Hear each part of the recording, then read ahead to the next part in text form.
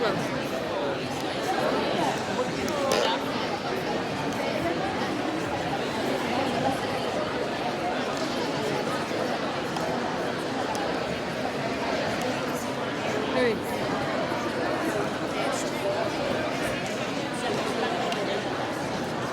carga con usted porque yo no sé dónde está aquí.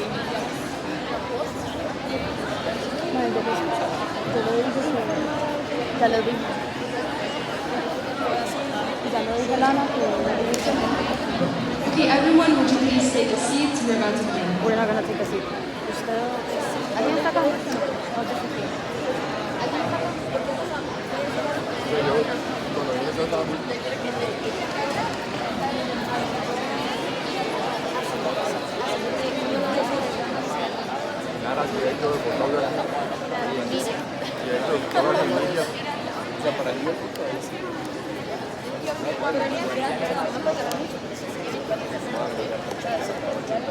Good morning, delegates, advisors, faculty, chairs, guests, directors, Lincoln Model UN advisors, Ms. Jane Hodgcroft and Ms. Mariana Peralta, Dr. Daniel Allen, and Dr. Victoria Ross, our guest speaker. It is my great pleasure to welcome you all to the 28th edition of this conference for middle school and high school students, the first of its kind in Costa Rica nearly 3 decades ago. My name is Juliana Hernandez, Undersecretary General for this year. Today, we gather roughly 300 delegates representing 18 schools from across the country to engage in meaningful dialogue, debate, and seek solutions to some of the most pressing global issues of our time. We promise today's ceremony will be short and concise. First off, please greet Lincoln School Superintendent Dr. Daniel Allen for a brief welcome to our campus.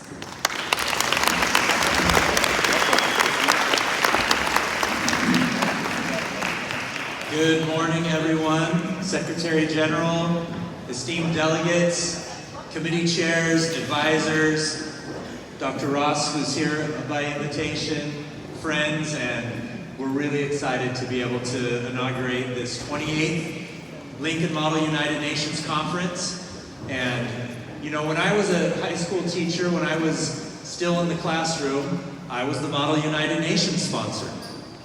I'm a big fan of this program, and there's many reasons why you're here this morning. But I wanted to just share three thoughts that came to me as I was reflecting on this opportunity that we have each year to celebrate the Model United Nations here at Lincoln. The first is that the Model United Nations gives each delegate the opportunity to engage more directly and personally in the world, in her problems, in her opportunities, in her challenges. Anyone can have comments and have opinions about what's happening in the world today, and certainly we all do. But it takes a special type of person to actually desire to engage with those ideas, to try to work to make the world a better place, in defense of freedoms and democracy, the right of law, human rights around the world. We applaud you, and I applaud you for taking that personal stand in getting involved and learning more and understanding how the world works and being engaged.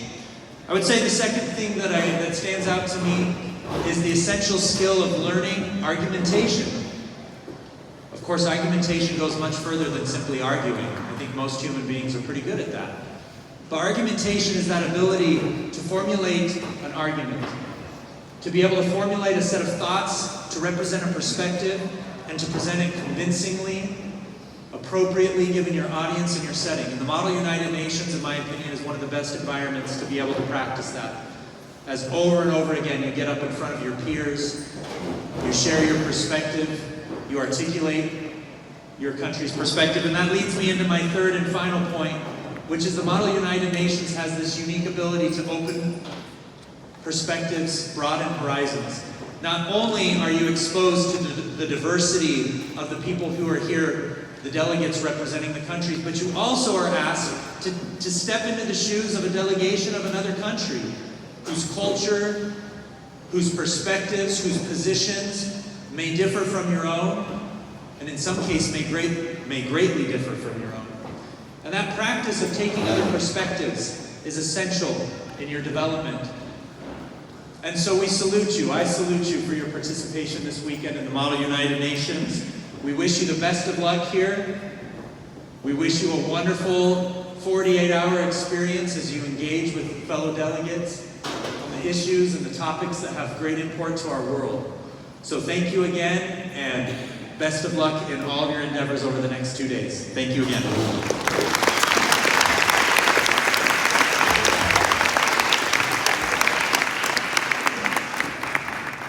Thank you, Dr. Allen, for such an enlightening speech.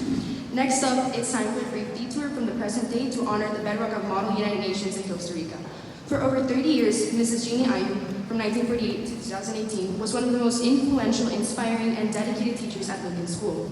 Over the course of her time at Lincoln School, she was high school assistant principal, social studies department coordinator, served as advisor to several student groups, and helped towards the school's IB history program. Perhaps her most lasting legacy was her introduction of Model United Nations program at Lincoln School and in Costa Rica. After taking several Lincoln delegations to participate in Harvard Model United Nations, she inspired and advised a group of students to launch a Lincoln Model United Nations. Under the leadership of Mrs. Ayub and Ms. Jane Hodgcroft, LMUN continued to grow and has continued to flourish since Ms. Ayub's passing in 2018. Now, a group of alumni students, parents, and colleagues have decided to honor her memory by creating a scholarship fund to support students with financial needs who wish to participate in the Model United Nations program. Scholarships will be awarded to outstanding Lincoln students who have demonstrated a passion for international relations, actively participated in Lincoln Model United Nations, and who embody the academic excellence and personal values that Ms. Ayub instilled in generations of Lincoln students. To present the first edition of this award, please welcome Mauricio Atiñano, Amina Ayub, and Jane Hodgcroft.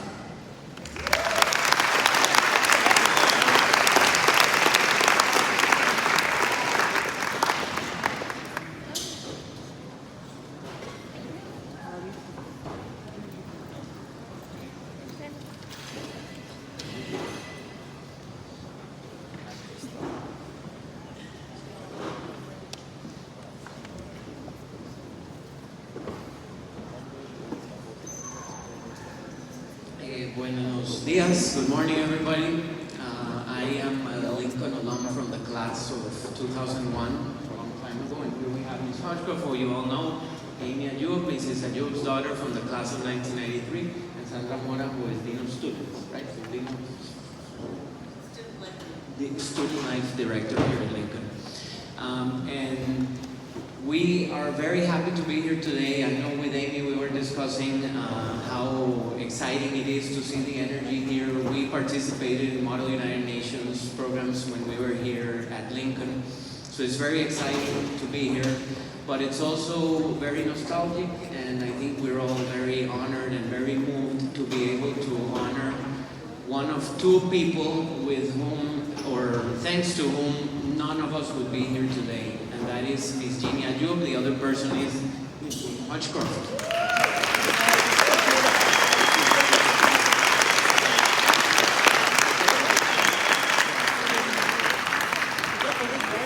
So Juliana already talked about how Mrs. Ayub in the mid-90s began the Model United Nations programs here at Lincoln, so I guess I don't have to go into everything she did for the school, but I will say a few words about what she did for me.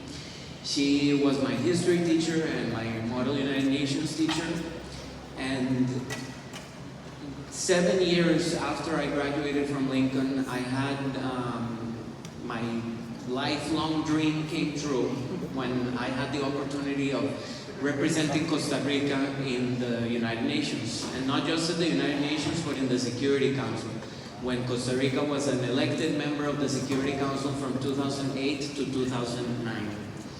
So a few weeks after I arrived to the Security Council, I know what you always see in the news is the big Security Council chamber, but most of the negotiations happen in a room next door.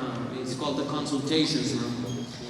And there was a United Nations peacekeeping operation deployed between Eritrea and Ethiopia. It was called UNME, U-N-M-E-E. And Eritrea suddenly decided to cut off the supply of gasoline to UNME. And we had all these peacekeepers, a few blue helmets, stuck there, and the Security Council had to say something about this. And when we were negotiating, Costa Rica generally played the role in the Security Council of trying to bring countries to consensus.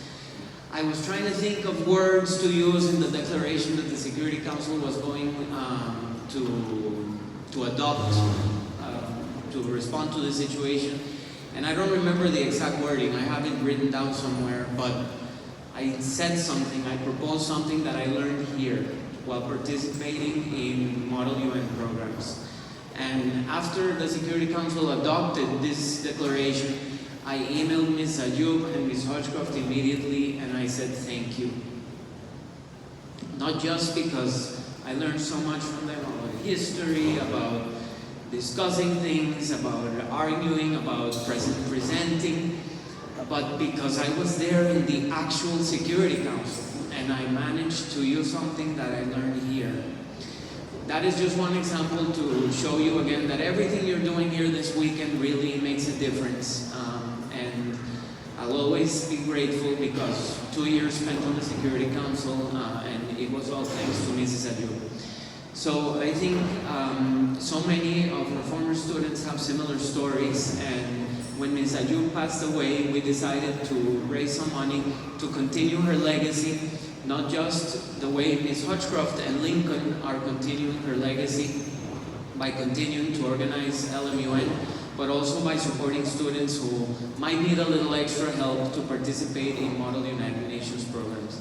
So I think we're very happy to be able to present the first version of this award, and I'd like to again recognize all the work that Sandra, Amy, and Ms. Hodgecroft have done to get this award to happen. We have over 30 people, alumni, parents, families who have donated to this award.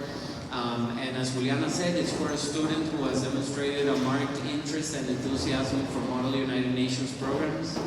So we are very happy to present the first version of this award to Jose Rubén Vargas. Where is he? Yeah, sorry.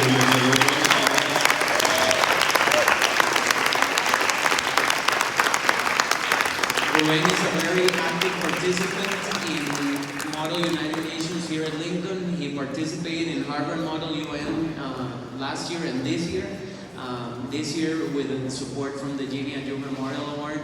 So Rubén, congratulations on behalf of all of us, and I hope you know that that paper you're carrying, it's in honor of a very, very special woman.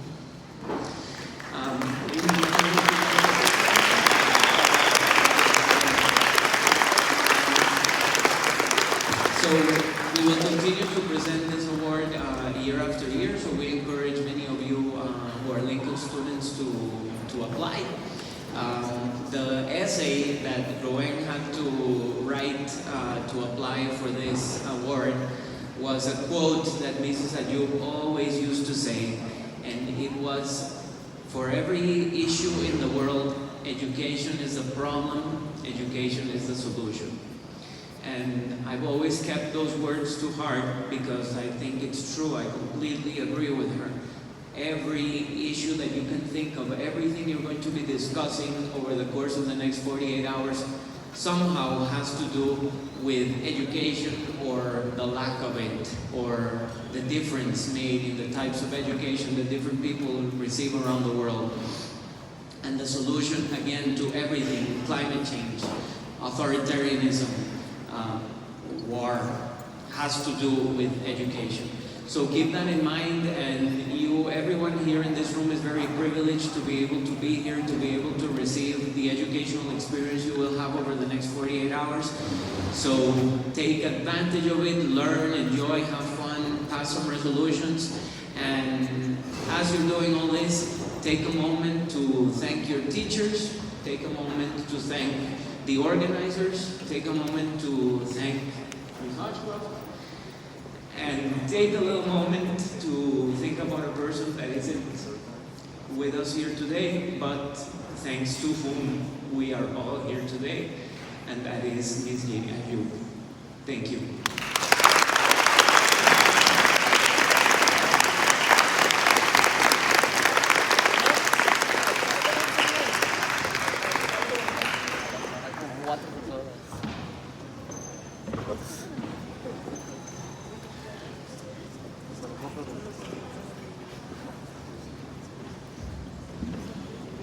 Thank you, everyone, and congratulations to Mr. Rubén once again. We proceed with our distinguished guest speaker, a PhD in Public Management and Business Sciences. She recently became the first woman to preside over a male football league, becoming president of UNAFUT after a historic unanimous decision from all club presidents. She also ran for vice president of Costa Rica with the Social Democratic Party and has been in the media for over 27 years. Furthermore, she was the president of the Ana Ross Foundation for over a decade, a non-profit organization dedicated to fighting cancer in Costa Rica. A round of applause for our distinguished guest speaker, Dr. Victoria Ross.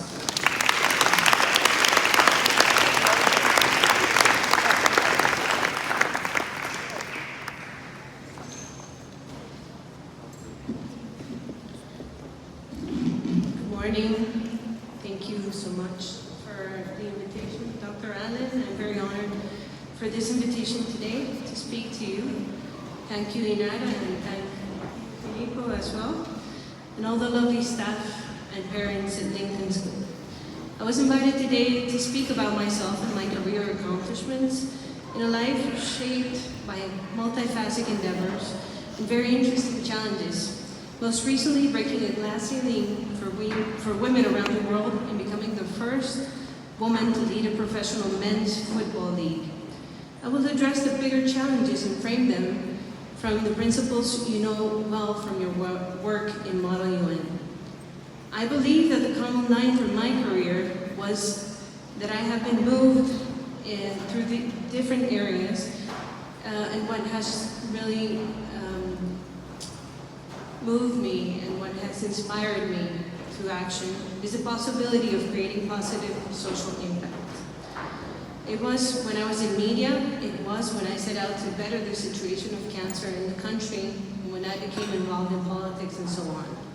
But a lot of it has been shaped by the limits in our world, in our societies, and how we need to approach them, challenge them, and reshape them in order to evolve into a better world.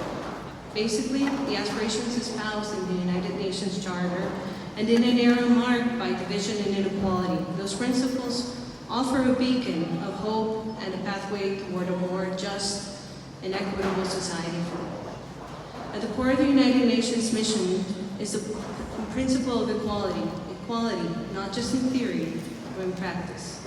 Yet despite the progress made in recent decades, the gender gap remains a stark reality across the globe. Women and girls continue to face discrimination, violence, and systemic barriers that limit their opportunities and hinder their full participation in society. This is not only a violation of their fundamental human rights, but also a significant obstacle to achieving sustainable development and lasting peace. The United Nations, through its various agencies and initiatives, has been at the forefront of the fight for gender equality and women's empowerment, from the Convention of Elimination of All Forms of Discrimination Against Women, CEDAW, and the Beijing Declaration and Platform Action at the United Nations has provided a comprehensive framework for advancing gender equality and addressing the root causes of gender-based discrimination and violence. Yet we have advanced too little in closing the gender gap and creating a world that grants girls and women the possibility of a life lived with dignity and without violence. The Gender Gap Report from the World Economic Forum, which measures the gender gap in 4 axes, economic, political, health, and education, still demonstrates a world in which no country has reached gender parity. If we advance towards parity at our current rate, it will take us over 200 years to reach it. None of us today will witness it. We must think about moving the needle faster, and also think about it as planting and caring for a tree which we might never enjoy the sweetness of its yield. United Nations has also played a crucial role in advocating for the rights of marginalized groups, including LGBTQ+ individuals, indigenous people, and persons with disabilities. By promoting inclusivity and diversity, it seeks to ensure that no one is left behind in the pursuit of peace, prosperity, and human dignity. The perspective of equality and justice today requires that we consider also intersectionality in the way that we think, the way that we act, and the way that we look to shape our world for the better. In a highly polarized world, these principles offer a common ground for dialogue and cooperation, not only amongst nations but amongst people, transcending ideological and cultural divides and helping us to interpret new challenges. By upholding these principles, we reaffirm our commitment to the inherent dignity and worth of every individual, regardless of their gender, ethnicity, or background. Whether the road ahead for each of you takes you on a path to fight cancer, to reimagine the possibilities of entrepreneurship, to run for office, share your perspective behind the microphone, or even the world of sports, I hope that you hold the principles of peace, equality, and justice in your heart, and these guide your steps and actions throughout your life so that you can become positive agents of change that we're going to need so much in the future. You will be indispensable in the path to advance gender equality and human rights in a highly polarized world. As we strive to build a better future where every individual can live with dignity, freedom, and opportunity, I today celebrate your efforts, current and future, in this shared endeavor. Thank you.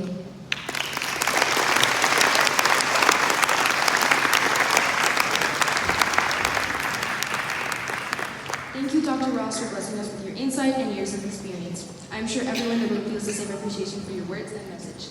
Now, please welcome the Secretary General for Lincoln Model United Nations 2024, Filipo Fonseca.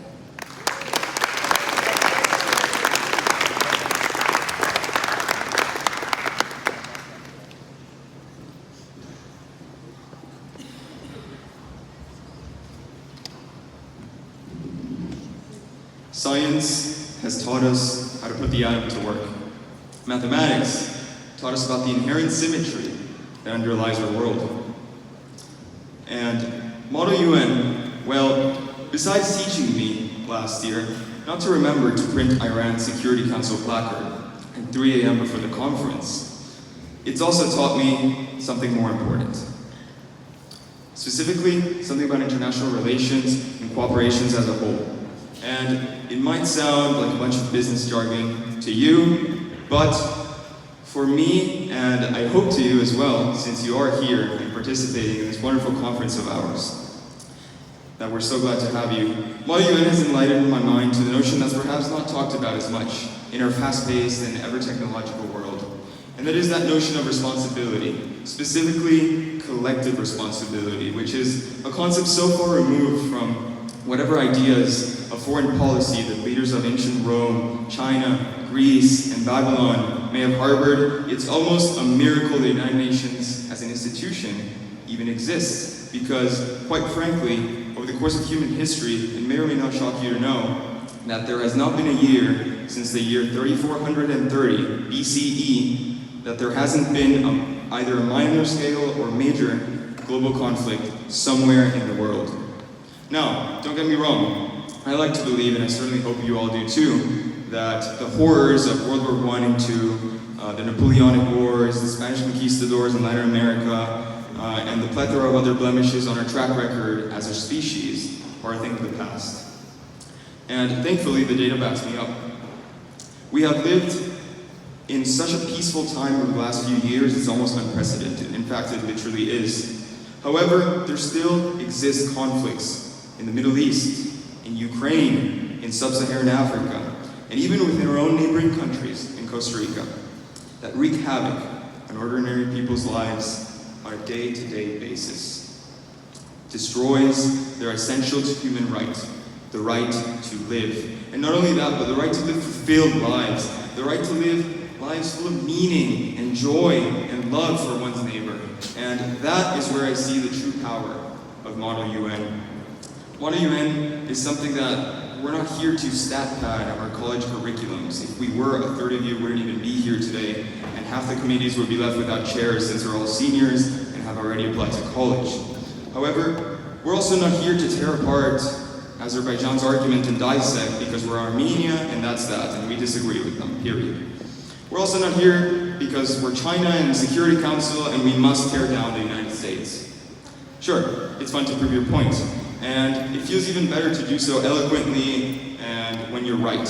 And trust me, I've been there. It's lovely to develop that skill set of negotiation and bargaining for a situation in which your country, in this case the delegation you represent, may be of benefit, may end up benefiting in some capacity.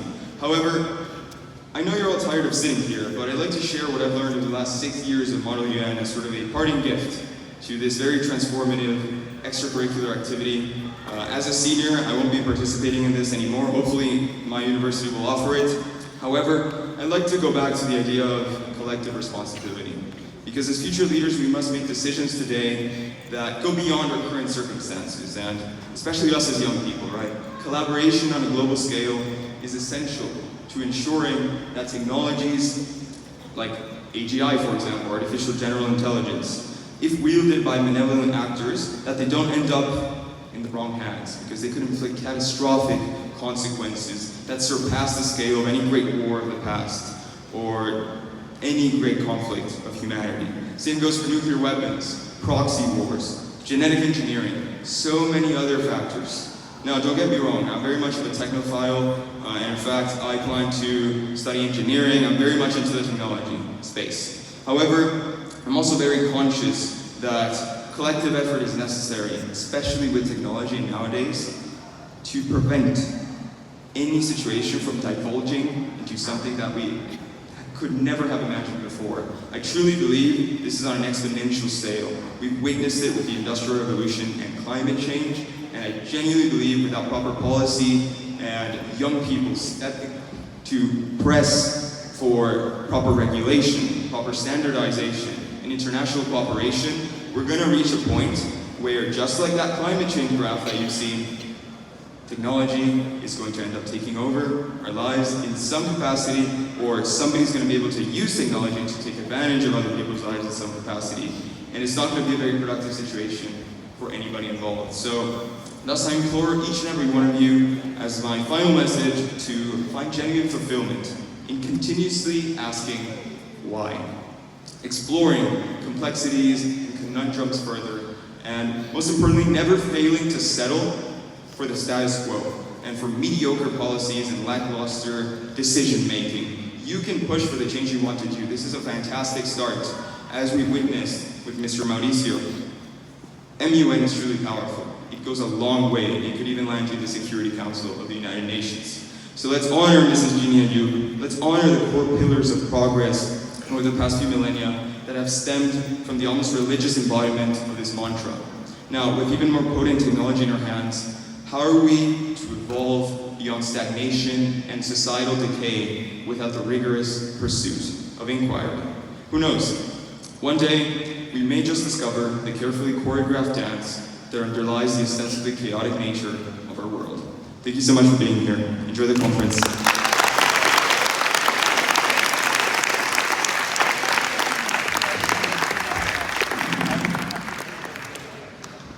Thank you to our Secretary General for such amazing and inspiring words. Now, Luciana Guevara, a member of the charity team who will be filling in for our Director of Charity, Victoria Herrero, will briefly explain our fundraiser and how you can be a part of the change we are seeking to incite.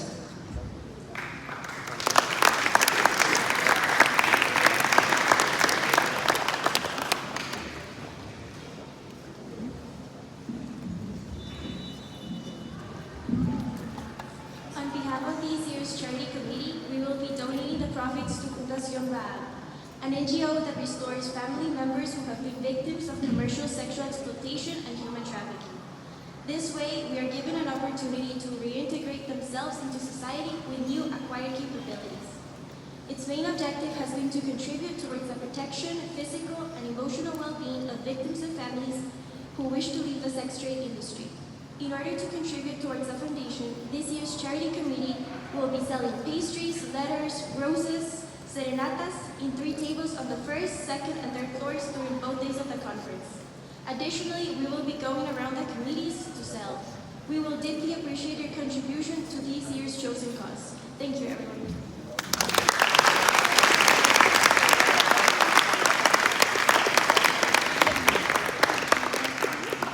Thank you, Luciana. I will now be introducing our directors and chairs for this year's conference. When your name is called, please stand up. First up, the secretaries. This year we have 1 Secretary General and 3 Under-Secretary Generals. Let's give a round of applause to Filippo Fonseca, the Secretary General for the Lincoln Model UN 2023 Conference. Next up, Andres Fernandez is Under-Secretary. So is Fernando Maña.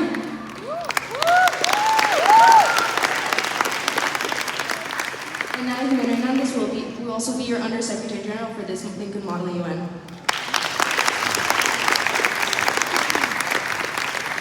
Our team of directors includes Constantina Luconi, Director of NGOs,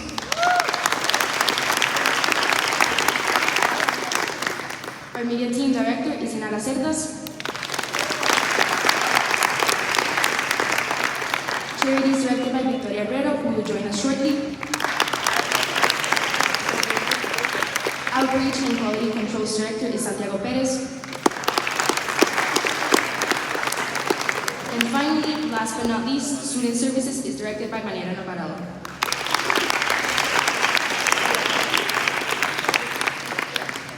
Now moving on to our wonderful chairs and co-chairs in charge of directing our 14 committees this year. Delegates, please pay attention as you'll need to follow them to your committees shortly during dismissal.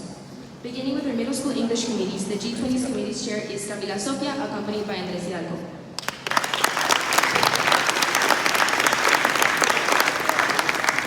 UNOCT is chaired by Renata Lizano and Esteban Zamora.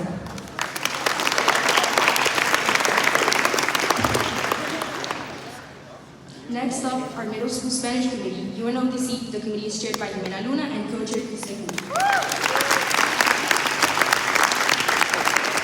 Moving on to high school Spanish committees, Asamblea Legislativa de Costa Rica, chaired by Brian Arguedas and Felipe Jimenez.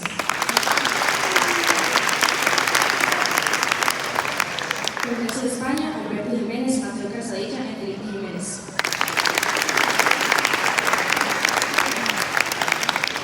Moving on to our high school English committees, UNFCCC by Adriana Macaya and Sofia Kuhn.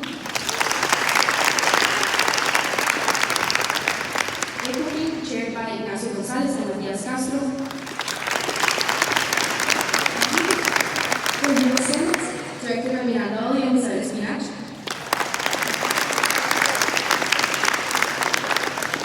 ICG, directed by Catalina Marín and Camila Morales. FIFA, Daniel de la Cruz and Joel Chen.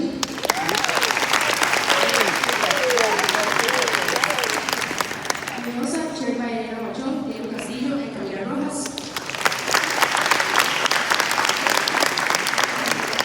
TRICEP, chaired by Paul Mukin and Antonio Madrid.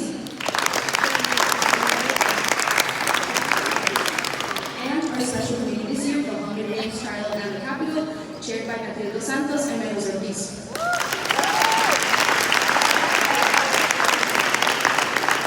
Last but not least, Security Council, chaired by Miguel Cañas and Maria Maria Angulo.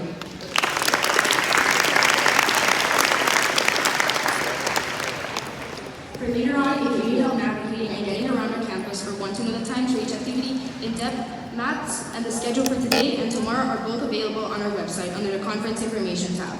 You can also scan up the many posters with QR codes around the campus to access this page. Today's committee session starts at 10:15 a.m. and Sunday's committee session starts at 9 a.m. Please remember to arrive promptly. There will be a snack provided at 10 a.m. after you follow your chairs to your rooms and you have all introduced yourselves. If you do have any questions, please do not hesitate to ask your chairs, faculty, LMU and steering committee members, or a member of the secretaries. We are here to help you. For the internet, you can use the LSW mobile network, which has no password. We will now proceed to open this conference and get started with the first committee session shortly.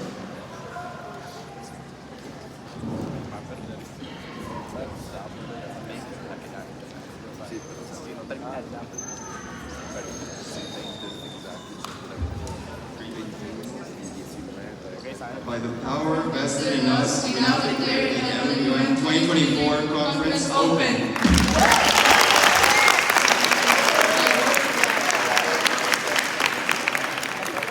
Alright, we will now disband your committee one by one. Only once your committee is called, please stand up and follow your chairs. We will guide you to your assigned rooms. Thank you and we look forward to seeing your work over the next few days. Faculty members, please follow Ms. Jane Hodgcroft or Ms. Mariana Peralta, our Lincoln School advisors, to find your way to the faculty lounge. There will be a faculty meeting at 10:45 later on. Okay, we now will begin dismissal. Please stand up when your committee is called. First off, G20. No, ¿por qué?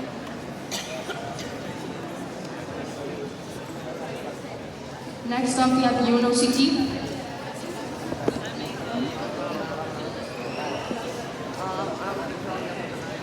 Vamos a up, we have Asamblea Legislativa de Costa Rica. Lo Please tapamos stand ya. up as your committee is called.